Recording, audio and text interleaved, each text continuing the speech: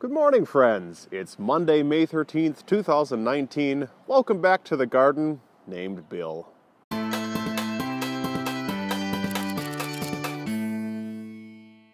That's right.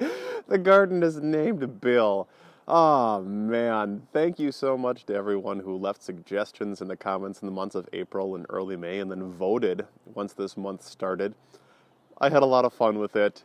It was so close to the Oshkosh Oasis between them and Bill. If you haven't already seen it, I did put out a recap video of how that whole process went. It was pretty entertaining. But anyways, I'm very satisfied with the garden, and I'm glad it has a proper name. Somebody made a comment that this plot is a living piece of life that, just keeps on giving or something like that. And so it deserves a proper name, and I wholeheartedly agree. Let's start in with your overview shot.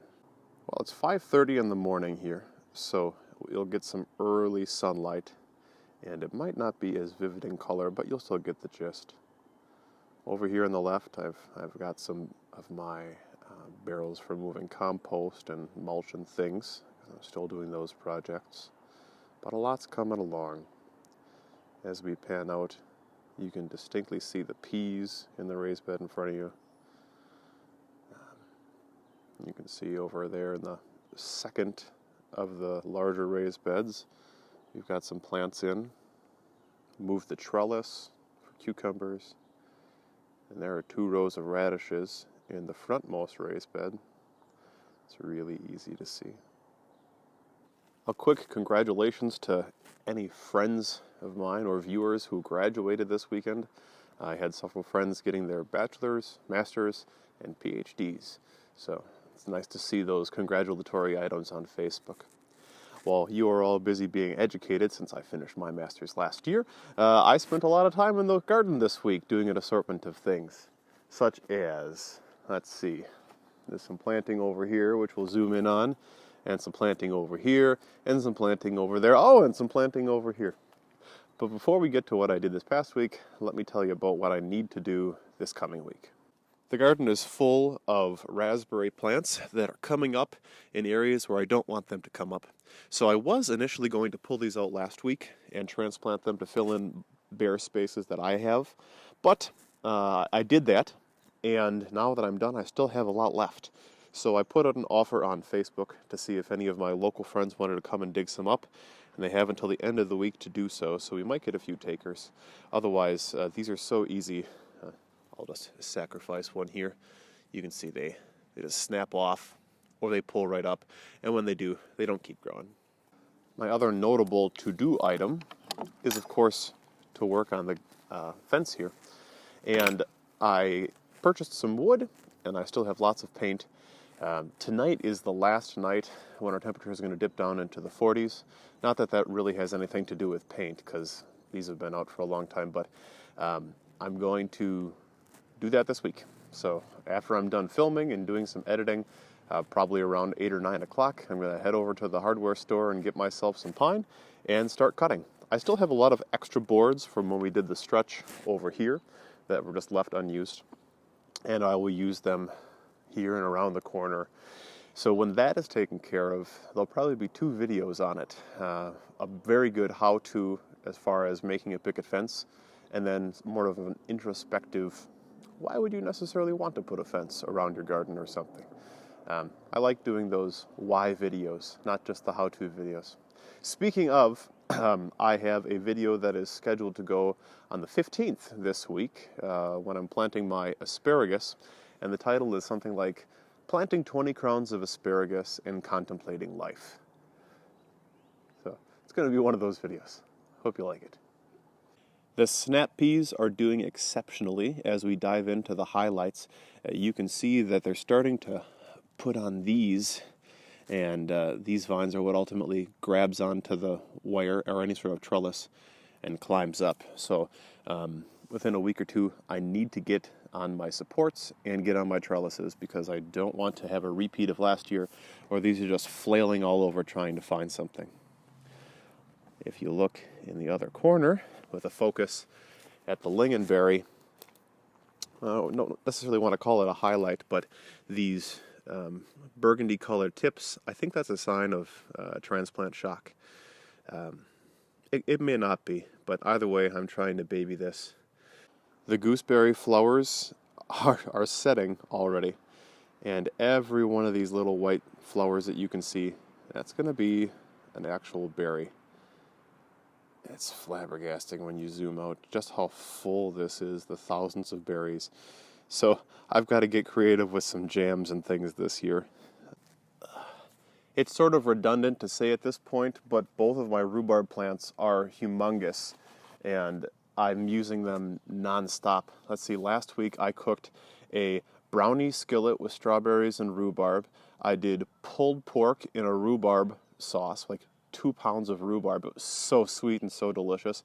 This week I'm making bacon rhubarb jam. Rhubarb sauce.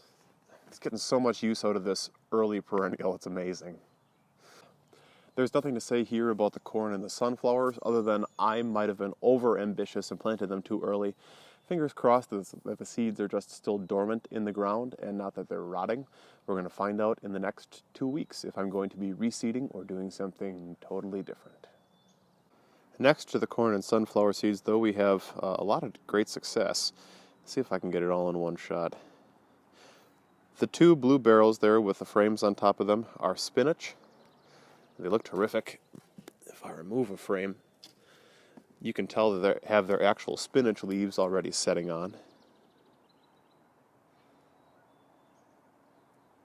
Isn't that lovely?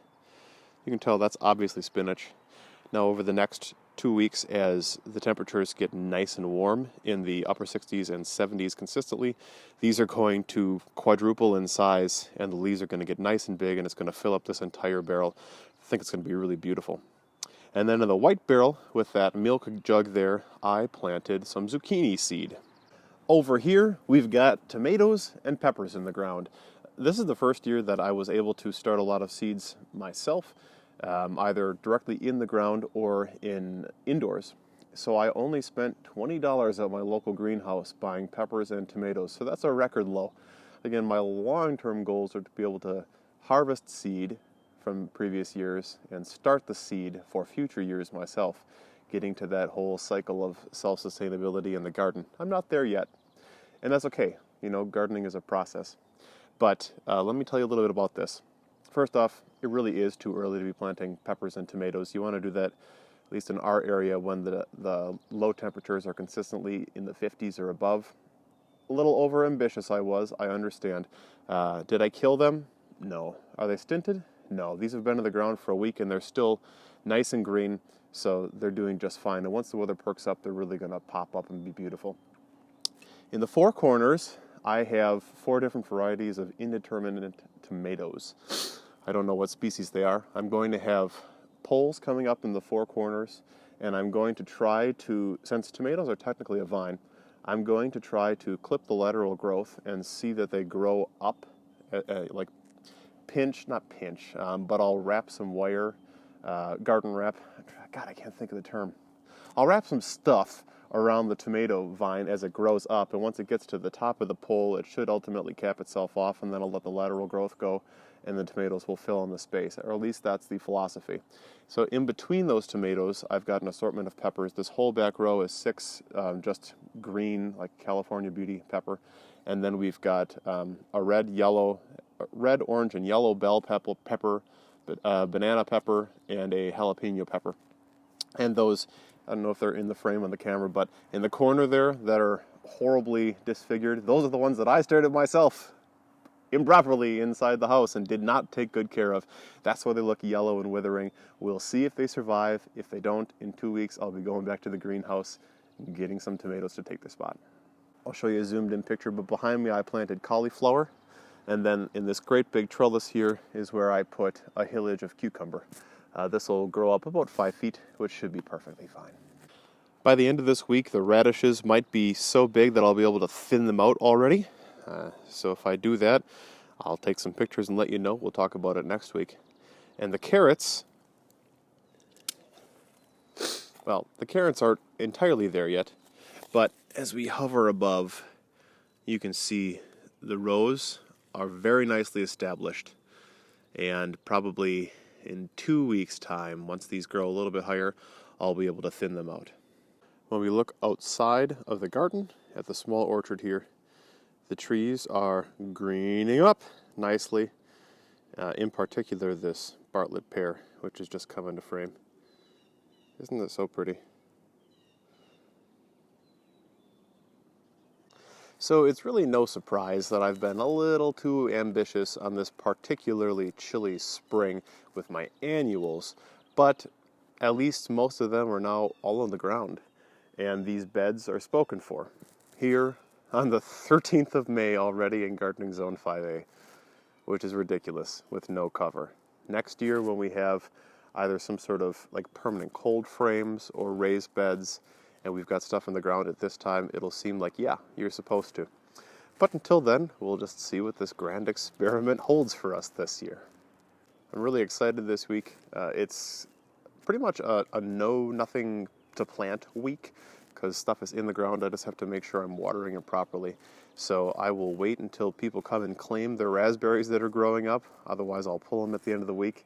And I'm looking forward to taking care of the rest of the fence. That'll be a great outdoor garden project where my hands won't get full of dirt, they'll just get full of paint. And then I can, close the books on this.